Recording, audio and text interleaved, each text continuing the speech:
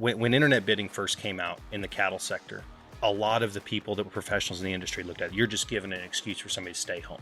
I want them on the seats. People give more if they're here. And to an extent, maybe that's true. But at the same time, with as busy as people have gotten, as complex as everybody's schedules are, giving somebody the opportunity to buy that maybe they wouldn't have bought at all is huge.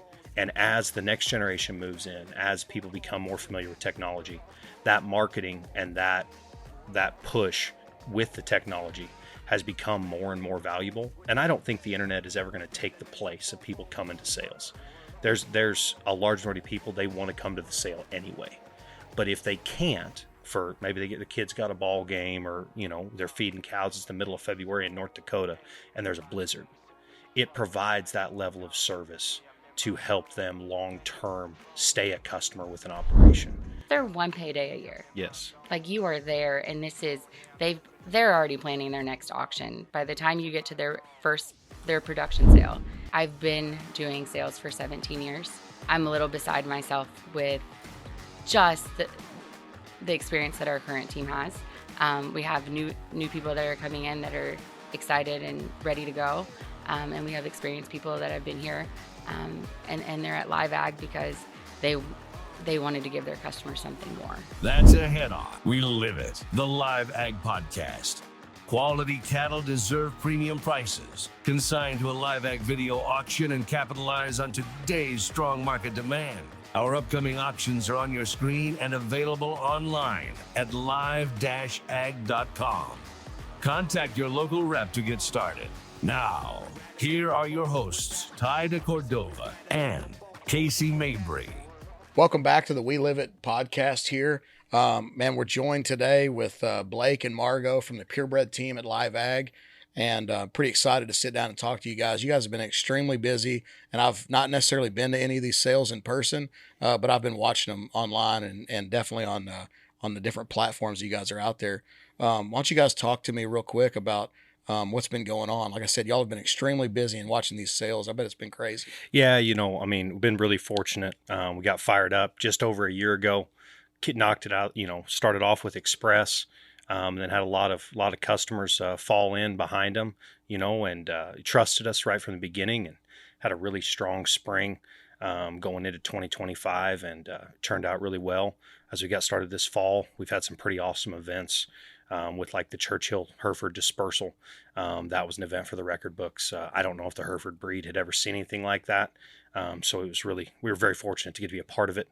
And just rolling into the bull sales here in the southern part of the United States here early in the fall. We've got some great operations coming on board with us later in the fall, but I've had some notable events so far. Buffalo Creek sale on Saturday. We were fortunate enough to sell 60% online. They were extremely pumped up. Had a great day at Dudley's. I heard, I wasn't there.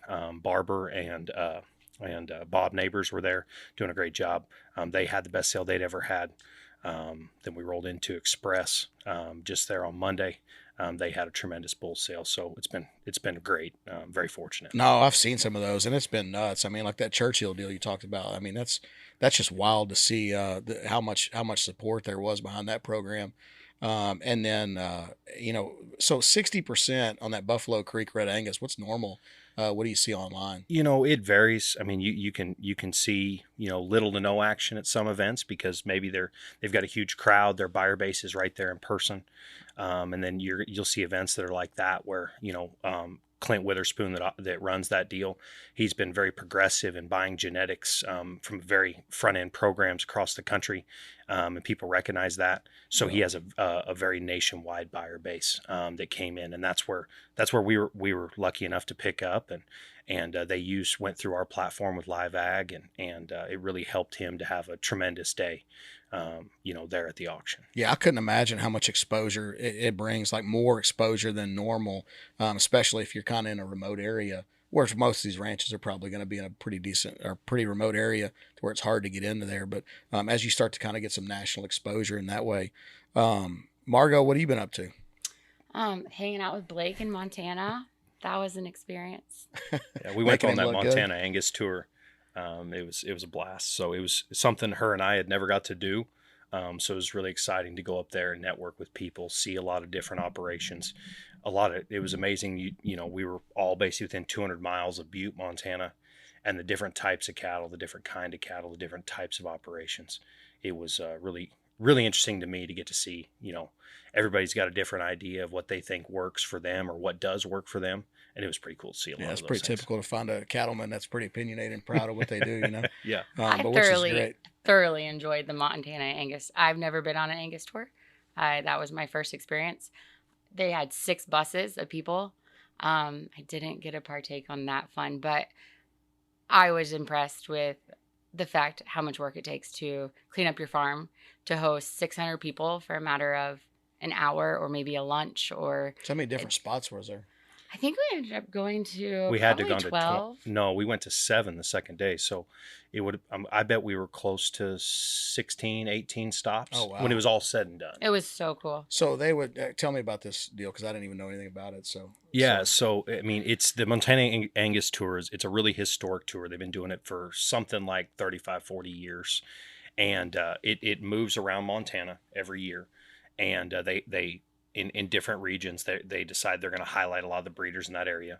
So everybody stays in a central spot. And most everybody jumps on buses every morning. And you go tooling through the countryside, stop in and spend half hour, 45 minutes at one spot, stop in another spot, you know, eat lunch, look at their cattle. And every place, you know, they've got a little deal set up to tell you about their operation. They've got a little display of a sampling of their herd. And it's a really cool way to highlight a program, you know, and to highlight things without maybe in a little more of a personal way. It's a great way for people to network, to meet each other. That's impressive. There were people there that were on like anniversary trips, or like there were a couple. I was floored. Well, if you're an enthusiast in this business, Absolutely. I mean, I'm telling you, y'all are doing it for work, and I know you love it that way. But there's a lot of people that this is their pleasure and their Absolutely. hobby, and they're enthusiasts, and they want to go see them, you know. And so the cool thing is they do it with as a family, Mm-hmm. and those are family operations that you're traveling around, and us that work in the industry.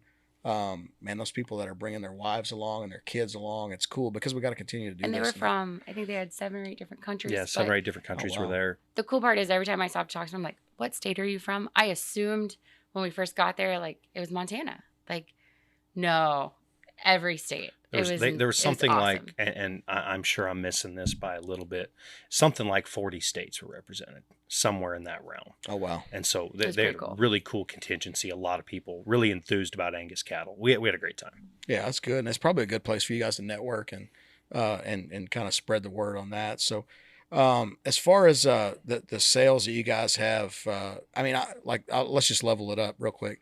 You guys started this deal out, you know, in a very short period of time, and then got to really get a whole bunch of sales and selling them high and selling them good, getting a lot of exposure out there.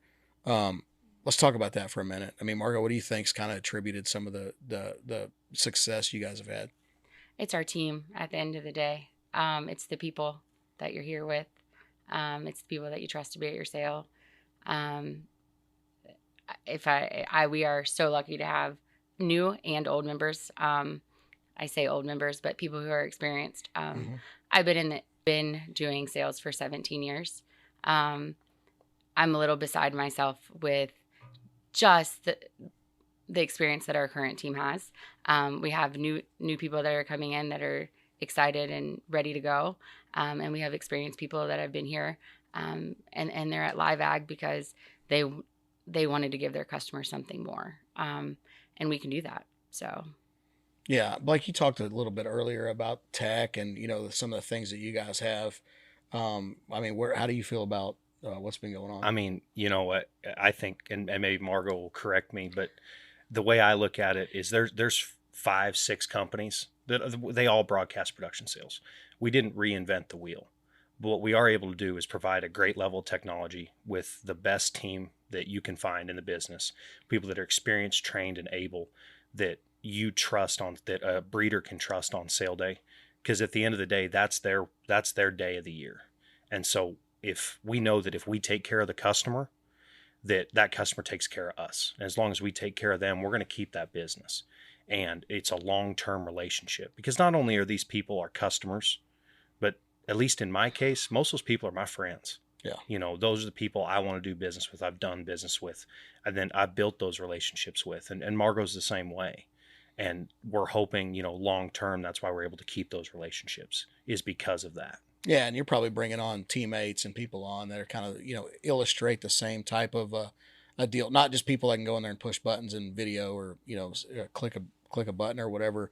Actually bring some service. Probably bring a buyer with you too. Sure, try. Yeah, and try to get that whole deal there. So, no, I think it's been great. And like I said, I mean, from the outside looking in, the purebred world's a little bit different than what I necessarily focus on all the time. But I do have clients out there that you guys also service that way. And it like I said, I've watched some of those sales, and they've been selling high. So, what other things you guys have going on that you see out there? You know, we're in the middle. We're starting October. You know, one of the busiest months on the purebred side in the fall. So Margo and I are running pretty hard right now. You know, I've been on the road real hard, not only seeing people, but, talking to people, new business, and networking and stuff, as well as other sales. And as we move through October and November, we've got some big events on the calendar that will go well, that people will recognize some name brands. And then, obviously we're selling for the spring, and, building those relationships and talking to those people to work on the best marketing plan for them, going forward in the spring. Because it's not one size fits all. Everybody gets a marketing package. Everybody needs something, but everybody maybe has a different goal and has a different thing. And so we're able, because of our team and what is offered through LiveAg, we're able to build a marketing package to fit. It's not just online bidding. It's not just somebody showing up with TVs on sale day. It's a full circle marketing. Profit-focused genetics backed by generations of discipline. That's Worthington Angus in Dadeville, Missouri. Their 7th annual fall sale is Saturday, November 1st at noon at the farm, featuring cattle that consistently earn premiums. Can't be there? No problem. Register to bid remotely with LiveAg. Just scan the QR code or hit the link below. Request a catalog at worthingtonangus.com. Worthington Angus, where discipline meets proven genetics. Yeah, let's touch on that for a second. So let's say, I mean, it's not, like I said, it's not my world, so it's just really for me to understand it. Maybe some of these viewers to kind of get it too. Let's say I've never done a video sale before, and I sell purebred bulls, and I've had my sale in central Wyoming for the last 30 years. Mm-hmm. I call you guys up. What do I expect? The big thing, like when somebody calls me and I talk to them for the first time, is I like to learn what they've been doing, how they've been doing things, and what has worked for them. You don't want to go into somebody's operation the first time they're using LiveAg and totally reinvent the whole wheel. But we're able to go in there, we're able to provide a service for the online bidding. And if, maybe they want to have a video sale, well, great. We can help them with the TV. We can help them with, playing the videos for them. If they need, I live in the middle of nowhere, that's fine. I'll bring a Starlink. We can come up with those things that help to, that help them better where they're at without maybe having to totally change everything. Yeah. So how complex is that? Let's say I don't know anything about it. I can barely run a phone. But my son said that, hey, you need to bring this out there because, they saw bulls bringing more money somewhere else, and they're selling everything in person, and they are in the middle of central Wyoming, and they want to get 60% of their sales online because they saw somebody bringing more money. How complex is it? For them as the breeder, it's not that complex. That's what they rely on us for. And if they provide us the information that they're using to build their catalog, if they're already videoing their cattle, most everybody in the business does, we use that information and we build an online catalog. We build a video page for them that caters to their cattle. And then we use that as a marketing outlet to help promote their sale. And everything we do for them is customizable. So like whatever is important to them, whatever EPDs are important to them, whatever is directly important to them, we can highlight that for them. Like central Wyoming, for example, you're using that location. PAP is going to be a huge thing, right? So like I've got a great customer, one of my longest customers, a guy named Jim Jensen at Lucky 7 Angus. His operation is based on feed efficiency and PAP. That's what sells those bulls, and that's what keeps customers coming back.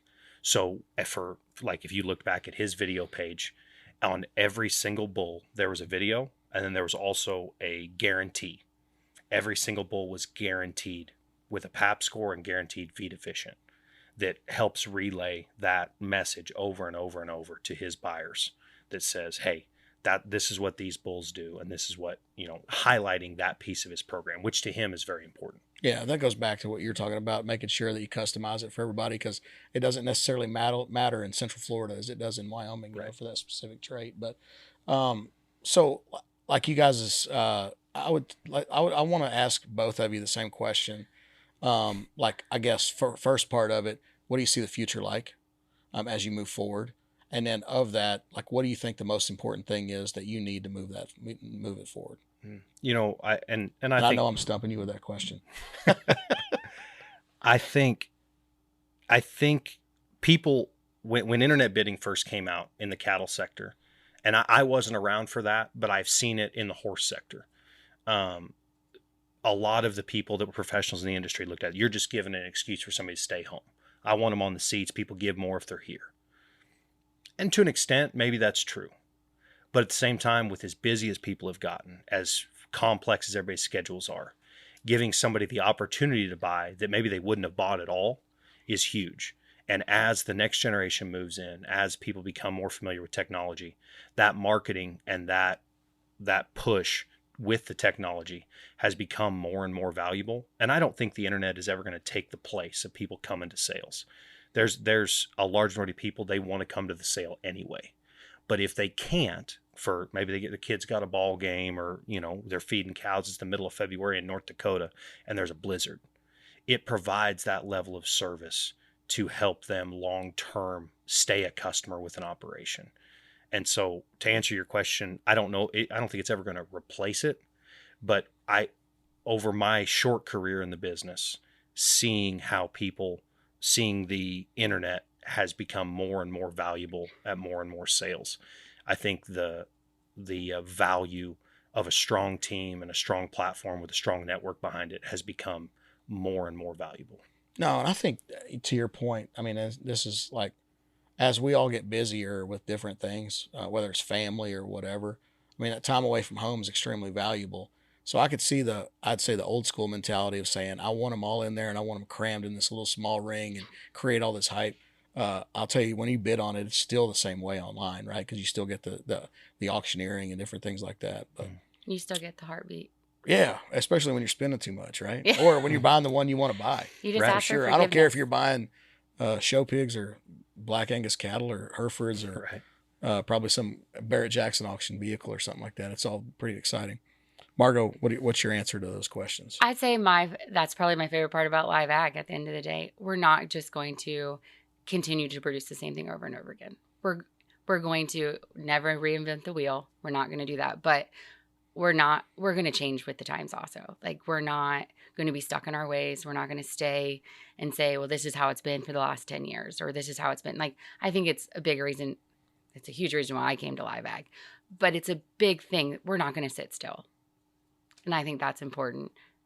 But yeah, I mean, the good thing is you guys, you really can kind of just move forward and keep pushing and be a trendsetter, if you will, to keep and to stay driving on top of it. Yeah, absolutely.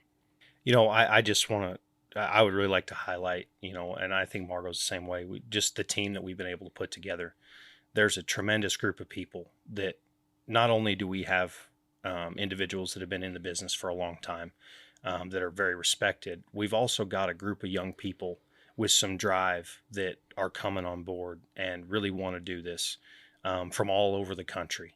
That not only is that going to allow our network to become bigger, but it's also going to keep our team fresh. We all know that as people become not necessarily older, but more miles, more experience in a business, maybe they become complacent. I'm guilty of it. And having some fresh eyes, some fresh people on the team to say, hey, what about this? How have you ever thought about doing it this way? Man, that's huge to me. To talk, there's a young man in Colorado, Cooper Carlson, and he's calling people and he's trying hard, and talk to him on the phone, and he's excited and he really wants to do it, and it kind of puts a little fire in my belly too, and I really like that. Yeah, it's funny to think through that, because I'm not even really, I think back to where I was, 15 years ago, and then like where I'm at now, and like where you're pushing and trying to do things. And then the good I've been fortunate enough to be able to hire a couple people that are younger in our group, Justin, and we just hired Jaylee Ivy on our team, and she's like right out of school. And man, I thought I was techie like when I was their age, and now I've become this old guy that can barely use my computer or something. And it's having those people around that kind of keep it fresh and keep it moving and keep pushing the business forward. You know, whether you're doing what you guys are doing or doing what I do, but I think it's important to get them young because this is terrible. They don't know any better. So they're gonna go out and work, and they're gonna work hard, and they don't know. They're just gonna keep like I got brought in right out of college, and I don't know what a weekend life's like. Like I go to auctions. I don't know that there's other things to do on weekends. Like it's not my livelihood. That's not. So auctions are number one.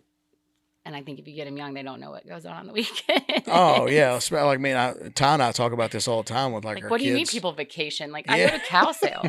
Yeah, like our kids stock shows, right? I mean, it's almost like we've convinced them that the work that you're doing there is fun, right? Right. So they're learning a lesson, they're doing things, and and then those are the kids that we want to bring on board, to do this because they do. I mean, work is pleasure to them, and it's insane, but it's awesome to see you guys do that and continue to grow within and bring in some young people because it's definitely eat, breathing, and sleeping it. Yeah, and I mean, it's ever evolving. You know, we had Richard Stober on there, and he talked about the first video auction, and it talked about a 25-pound camera with a coax cable walking around on there, and now where most of your videos are probably done with an iPhone because that's the most great news. I know what camera. A coax cable is. I'm young enough. I never had to have one of those. Well, I was talking to my kids about VHS tapes, and that's just crazy when you think about that. Or something assembles like a DVD or something like that. You know, they don't necessarily. I never even thought about that. Yeah, there's a generation of people that don't know what a DVD or a I VHS thought is. my parents were talking about 8 tracks or whatever. Do you know what that is? Yeah. Oh, good. I had a Blockbuster card, and you have to rewind your tapes or you get charged that extra, 30 cents or whatever it was. Traveling with Blake, I learned a lot that maybe there is a generational age gap that I missed. Well, the funny thing about Blockbuster is I was telling my kids this the other day. I'm like, we drove by a building in Weatherford that used to be the Blockbuster, and it's now a workout place. And I'm like, you know what used to be there? And they're like, because I always point at buildings that used to be something else. Mm-hmm. And I'm like, Blockbuster. And I was like, do you know what that is? And Reese was like, no.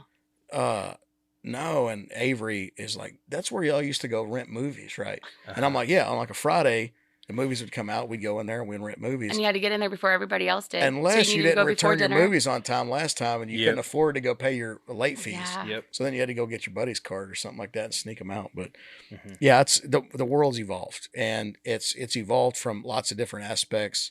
You guys, from a marketing standpoint, continue to evolve and continue to add value and bring exposure and different things to different people's operations. But like I said, you guys have done a phenomenal job. I imagine y'all are getting run over with phone calls on people wanting you to come do their sales and kind of set up things. Looking to buy or sell farm equipment and ranch equipment? Join us for the Live Ag Equipment Auction December 16th, featuring quality machinery and trusted sellers from across the country, all in one place. Browse listings, bid online, or make an offer without ever leaving your home.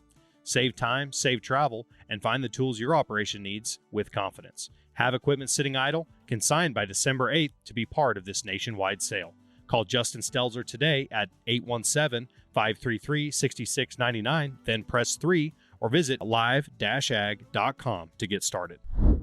Thinking about buying cattle or expanding your herd? You need a financial partner who understands the cattle business. Ag Texas Farm Credit offers flexible loans for pasture, rangeland, and operating expenses. Their local lenders understand agriculture because they live it too. As a cooperative, their borrowers share in the success through patronage dividends. Whether you're buying your first set of cattle or growing a legacy operation, Ag Texas is your partner every step of the way. Visit agtexas.com to learn more and get started today. So if you guys have anything out there from a need, just reach out to Blake or Margo, for sure, because you'll get professionalism and definitely a lot of industry know-how, and then having the fresh face of the newer people that can kind of get out there and do that. So you guys have anything else you want to talk about? I don't necessarily. I just very thankful for where we're at and what we've been able to do, and I couldn't do it without Margo. So I just really appreciate the opportunity that we've been given to do this. She keeps you on your toes all the time because you guys definitely have different personality types for sure. What? No, no. In the way. short period of time, like Blake's all rigid and ready to go and take care of everything and buttoned up, and Margo's pretty relaxed, right? Yeah, I am a duck. I'm very calm on the surface. But Paddling like heck underneath. I do paddle underneath water, and nobody will ever know that there's a crisis going on. Keep it all bottled up. Yeah. Don't let that out. But Blake has a little bit of nerves. Yeah. So he wants it to go perfect, man. You can look at him until. all reps are different. Like I will be honest, all reps are different. When we hire new reps, I literally I'm like, if you feel like you're going to get sick and vomit before a sale, it's normal. Yeah. Maybe go away in a couple years. Might not. I don't know. It's never gone away from me. Like I can imagine. I mean, but man, you're excited about it. You want to make sure it goes well, and you don't want to let people down. And you care. Yeah. I mean, like we said earlier, I mean, our customers, they're our friends too. We want to see them have a good day, and it doesn't matter if, it's 9 hours overnight from Nebraska to North Dakota, and you get in there at 3 a.m. in the middle of a snowstorm. That next morning you need to be on your game.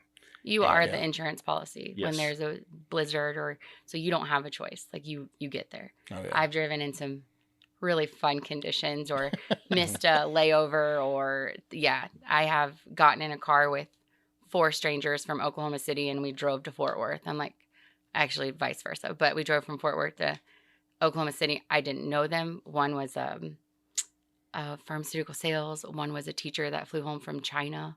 It was 4 of the very diverse people that I got into a car with strangers.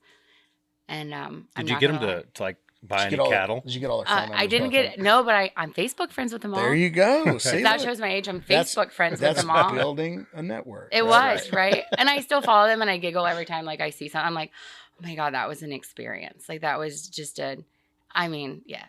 it's. I've done it more than once, but that was my favorite one. But the things you do that I literally don't tell my parents. I'm like, it's probably better off they didn't know when it happened. Was it an Uber or did somebody rent a car and y'all drove? No, somebody rented a car. The pharmaceutical salesperson rented a car because her company paid for it. So we all just jumped in with her. Look, and you save some. It was save money, save gas, met new people. It was a lot, but it was one of my favorite sale experiences. I mean, I can still talk about. I can still talk about it. Yeah, I think there's some weird situations I've been in my life that we probably won't get on this.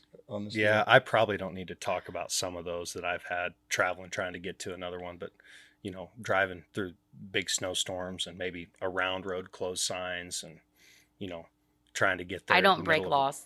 I just needed to make that clear. Allegedly. Yeah, but you have to get there. Like you look on the map and it's like it's shorter from here to here instead of going all around this detour, and then you're like.